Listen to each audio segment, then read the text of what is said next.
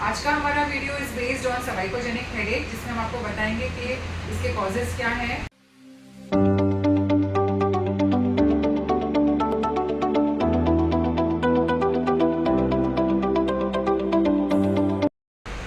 Hello and नमस्ते to all.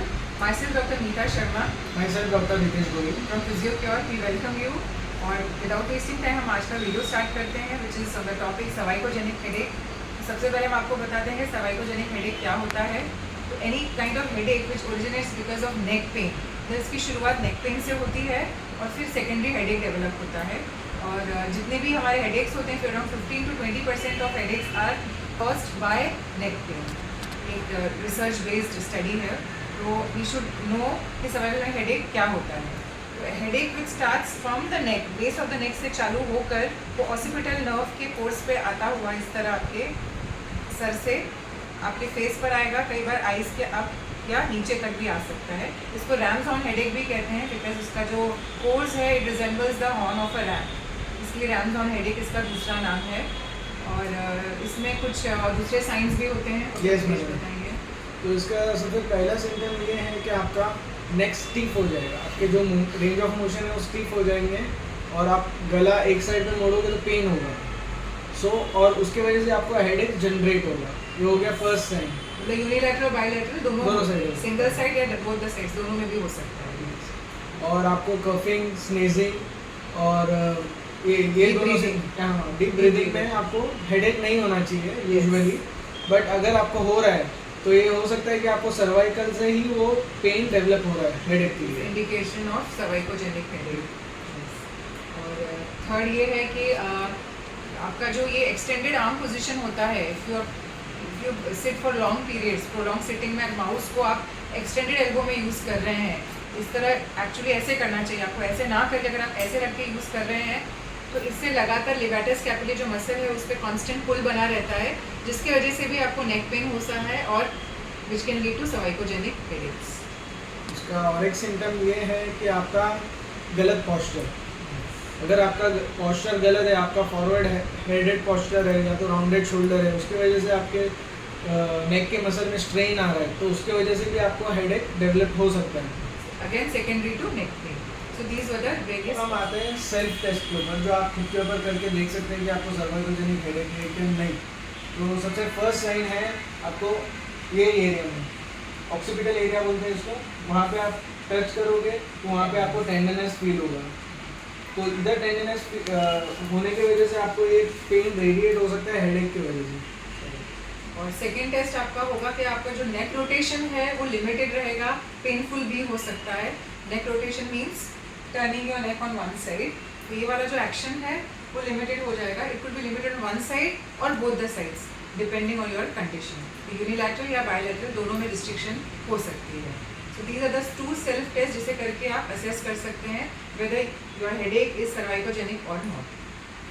तो अभी हम आते हैं एक्सरसाइज पार्ट के अंदर। तो सबसे फर्स्ट एक्सरसाइज आप कर सकते हैं। एक्चुअली एक्यूट स्टेट में आपको पहले आइसिंग या हीटिंग करना चाहिए। मतलब अगर एकदम से चालू हुआ है हेडेक तो we will recommend no exercises. आप आइसिंग करिए और उसके 48 आवर्स के बाद आप हीटिंग कर सकते हैं with a normal hot water bag, and then you come to the techniques. So सबसे फर्स्ट एक्सरसाइज रहेगा, अगर आपको ऑक्सीपिटल एरिया पे पेन हो रहा है तो आप उधर एक जेंटल मसाज कर सकते हैं सर्कुलर मोशन में, एक 10 रेपिटेशन कर सकते हैं, और सेमी सर्कुलर क्लॉकवाइज और एंटी क्लॉकवाइज दोनों yes. डायरेक्शन। और उधर आप टैपिंग भी कर सकते हैं। इस तरह से दोनों फिंगर्स को यूज करके आप देखिए, मिडिल फिंगर को हमने स्टेशनरी रखा है और जो इंडेक्स फिंगर है उसको इस तरह हमको टैप करना है लगातार। इट्स वेरी इजी, दोनों टेक्निक्स आप इजीली कर सकते हैं इसके ऊपर। और आपको ये अगर दोनों साइड है तो दोनों साइड हाँ। ये टेक्निक यूज़ कर सकते हैं। और दूसरी चीज़ है आपका चेन टच, नेक को स्ट्रेंथनिंग एक्सरसाइज करने के लिए, जिसमें आपको चेन को 90 डिग्रीज में रखना है और आपको चेन को अंदर खींचना है, सेकंड तक होल्ड करना है और छोड़ना है। या आप 10 रेपिटेशन कर सकते दिस हैं। Will strengthen the posterior neck muscles, जिसकी वजह से हेडेक जनरेट हो रहा है, उन मसल्स को ये स्ट्रेंथन करता है। तो it's a very effective exercise. इस एक्सरसाइज को आप सिटिंग में, लाइंग में कर सकते हैं, स्टैंडिंग में भी कर सकते हैं अगेंस्ट अ वॉल। स्टैंडिंग में इसकी इफेक्टिवनेस और भी बढ़ जाती है। बट अगर आप कंफर्टेबल नहीं है, the best position is lying down. Lying down position में आप इजीली कर सकते हैं, it will not give you any kind of discomfort. तो ये आप इमीडिएटली सब एक्यूट स्टेज से ही एक्सरसाइज को स्टार्ट कर सकते हैं, followed by little neck stretches. Yes yes. तो आपको एक लेटरल नेक स्ट्रेचेस करने पड़ेंगे, जिसपे हाथ आपको सर के हाथ साइड पे रखना है और गले को आपको खींचना है, गर्दन को खींचना है, कीपिंग इन माइंड कि ये शोल्डर लिफ्ट नहीं होना चाहिए।